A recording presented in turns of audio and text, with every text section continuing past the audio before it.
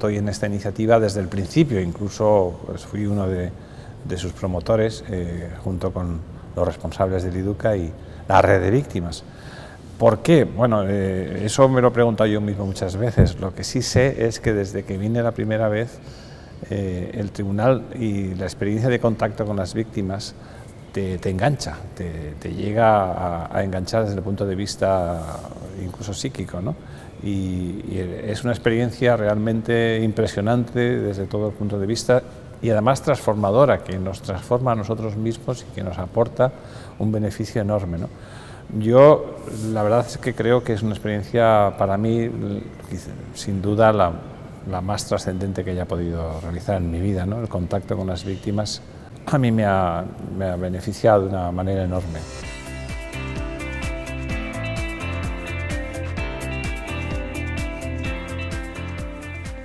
Sirve para esto, como espacio para encontrarse con el dolor de las víctimas. Es decir, dicho de una forma bonita, pero muy gráfica, el tribunal es como una playa para recibir las olas del dolor de las víctimas salvadoreñas. Y frente a aquellos que dicen o que se convierten en diques, que no quieren que penetre la memoria y que penetre el dolor, nosotros decimos que olvidar el dolor es imposible. Es algo que va con la propia condición humana y que lo único que podemos hacer es que se pueda convivir con el dolor, con el sufrimiento, con la ausencia del ser querido, desde evidentemente el conocimiento de la verdad y por supuesto la reconstrucción de la memoria histórica.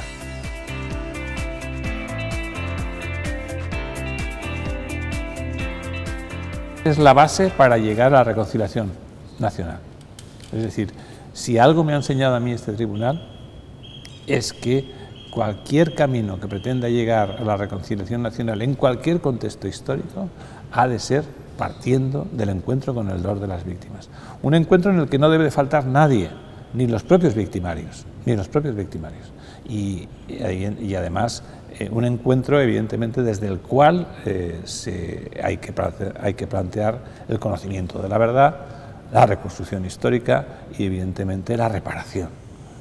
Y también, por supuesto, la determinación de las responsabilidades por los crímenes cometidos y las medidas que se puedan plantear punitivas, en donde entrará, a través de la justicia transicional, la indulgencia punitiva con los victimarios, que es el elemento fundamental de la justicia transicional.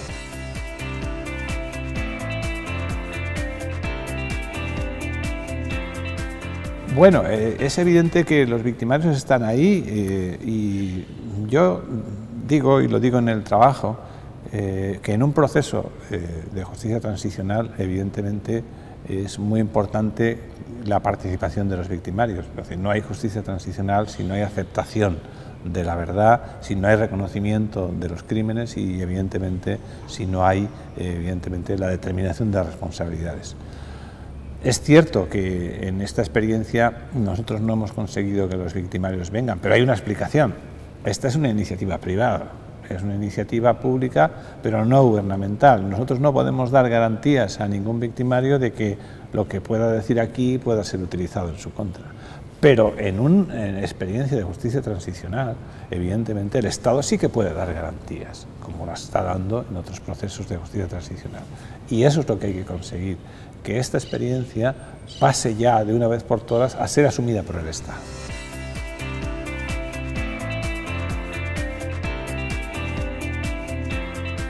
Distinguimos entre víctimas identificadas y no identificadas. Entonces, para que tengas una idea del volumen del trabajo que se ha hecho, exactamente en los 9 tribunales hemos constatado nada menos que exactamente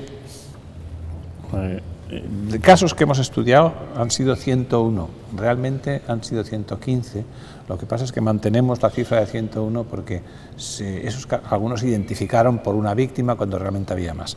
Pero comparando con la Comisión de la Verdad, que estudió 33 casos, nosotros hemos estudiado ya 101 casos. Y de esos 101 casos hemos constatado, en cuanto a víctimas identificadas, 983. La Comisión de la Verdad constató en sus 33 casos 159 víctimas identificadas. Y víctimas no identificadas, pero reportadas, nosotros hemos constatado ya 2.834. La Comisión de la Verdad constató 1.013. Es decir, en este momento el Tribunal ha reportado nada menos que 4.326 víctimas en el conflicto armado, y se calcula que fueron unas 8.000, la cifra que se da, las víctimas que pudieron desaparecer, que se consideran como desaparecidas en los procesos del conflicto. Es decir, que de esta cifra nos ha permitido elaborar ya unos datos sociológicos muy importantes. Nosotros aportamos una base de datos en el libro, al final, con los nombres, los datos de todas las víctimas identificadas, y en base a esa tabla de datos hemos constatado lo siguiente. Por edades hemos constatado, y esta es la tabla de edades, que el 43% de las víctimas que nosotros hemos identificado eran menores de 14 años. Menores de 14 años, de 0 a 14 años. Y yendo a cada caso concreto, la mayor parte menores de 10 y muchos menores de 5 años. Hemos constatado, además, 12 nasciturus que fueron también víctimas y nos consta que esta era una realidad mucho más alta. Solamente sumando esos dos porcentajes tenemos que el 48% de las víctimas que ha constatado el tribunal eran menores de 14 años. Pero si añades la siguiente columna, de 15 a 30, son nada menos que el 29%. Es decir, que sumando los dos, estamos casi en el 80% de las víctimas constatadas por el tribunal menores de 30 años. Y los menores de 30, la mayor parte menores de 20. ¿Qué quiere decir esto? Y luego, por sexo, hemos constatado que de las 900 y pico víctimas, exactamente 42% eran mujeres. ¿Qué quiere decir esto? Esto es la constatación objetiva de que las prácticas genocidas que se constatan en el conflicto armado se cualifican, en el caso de El Salvador, desde dos puntos de vista: el infanticidio y el feminicidio. ¿Por qué? Porque en la realidad del conflicto, en el que la mujer no participó en la guerra, y la guerrilla prácticamente en un 5%, ¿cómo es posible que a la hora de las víctimas casi el 50% sean mujeres y más del 80% o casi el 80% sean menores de 30 años? Esto quiere decir que fueron víctimas directas y perseguidas. No fueron daños colaterales, como se ha dicho muchas veces, sino que fueron víctimas perseguidas. ¿Por qué? Porque evidentemente fueron identificadas como el enemigo, un enemigo que no dispara ni amenaza con armas, pero que amenaza con su reproducción. Y se trataba de exterminar todo tipo de vida que generara algún tipo de apoyo para la guerrilla.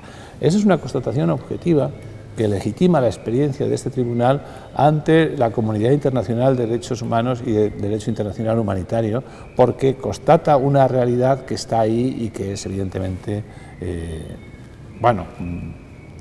escalofriante desde el punto de vista de la valoración de lo que significa el sufrimiento del pueblo salvadoreño en el conflicto.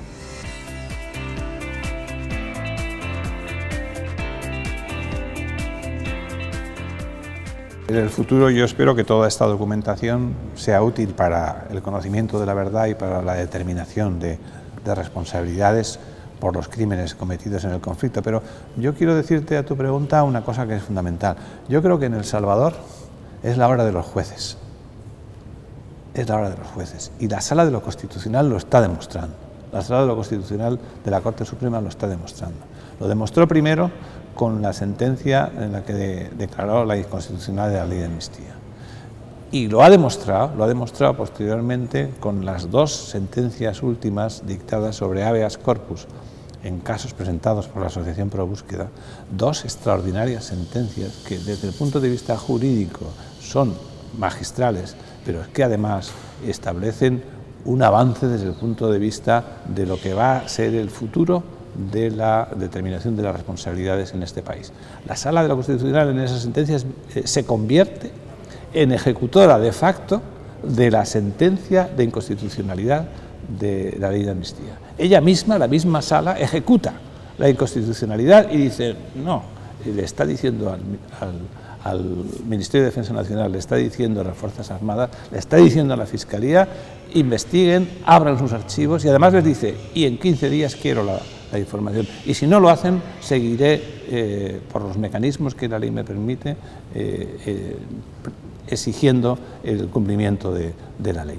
Es decir, esto es muy importante, es decir, todos los jueces de este país tienen ya en dónde mirarse. Todos los jueces tienen dónde mirarse, tienen una doctrina fijada por la Corte Constitucional que está marcando el camino. Y yo creo, la propia Sala está diciendo en la sentencia de inconstitucionalidad que el camino debe ser la justicia transicional. ¿Por qué? Porque no se pueden juzgar en los tribunales ordinarios todos los crímenes que se cometieron en este país en el conflicto armado. Sería imposible desde el punto de vista material. En ningún contexto histórico de proceso de justicia transicional se pueden juzgar todos los crímenes, porque no habría espacio ni tiempo para hacerlo.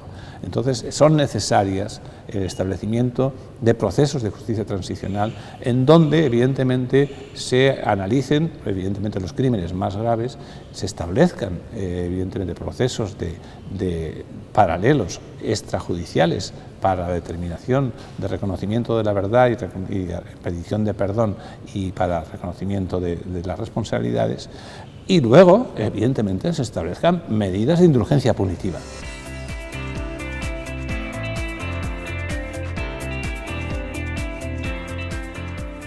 Lo que le ha faltado es el apoyo gubernamental, evidentemente. Claro que le ha faltado. Nos hemos sentido muchas veces ninguneados por los poderes públicos. Y era doloroso, porque nosotros veníamos aquí a ayudar y a aprender. Y los compañeros y compañeras que han venido de otros países, igual, y los salvadoreños que han participado, lo han hecho con la misma buena fe. Es decir, y hemos conocido el dolor de la gente, entonces nos dolía que, estando en este país, las autoridades públicas no se acercaran a escuchar a las víctimas. Ha sido un proceso, poco a poco fueron empezando a venir alcaldes, después vinieron algunos jueces, vino el procurador de Derechos Humanos, han venido representantes de algunas embajadas. El año pasado ya conseguimos algo fundamental, y es que vino una representante del gobierno, en concreto la subsecretaria de Inclusión Social, y vino un teniente coronel de las Fuerzas Armadas, director del Instituto de Derechos Humanos de las Fuerzas Armadas, al que yo le pido desde aquí en este momento que vuelva este año otra vez. Bueno, me encantaría que estuviese, porque fue su presencia magnífica y estuvo con un talante impresionante y realmente tuvo una actuación que fue muy favorable, a pesar de pasar momentos difíciles que se pasaron, ¿no? Que duda cabe. Y esto es muy importante, porque quiere decir que prácticamente representantes de los tres poderes del Estado estuvieron en el tribunal del año pasado.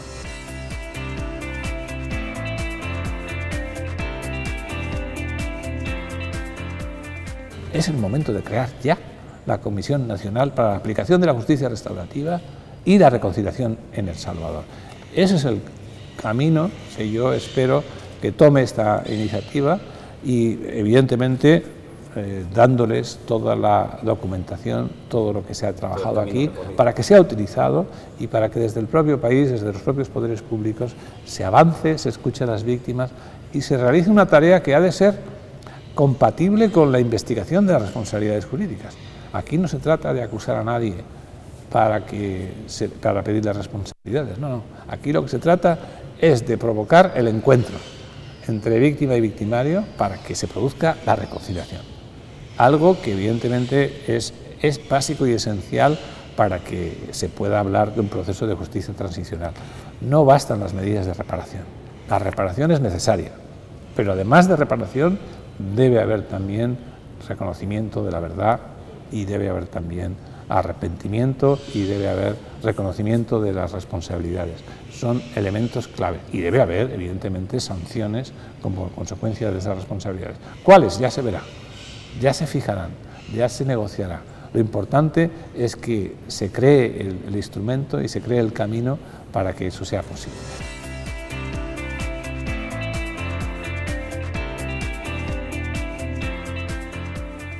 No se puede analizar la violencia actual desde el punto de vista de una respuesta simétrica del Estado. No se puede responder a la violencia con las mismas armas, con la violencia.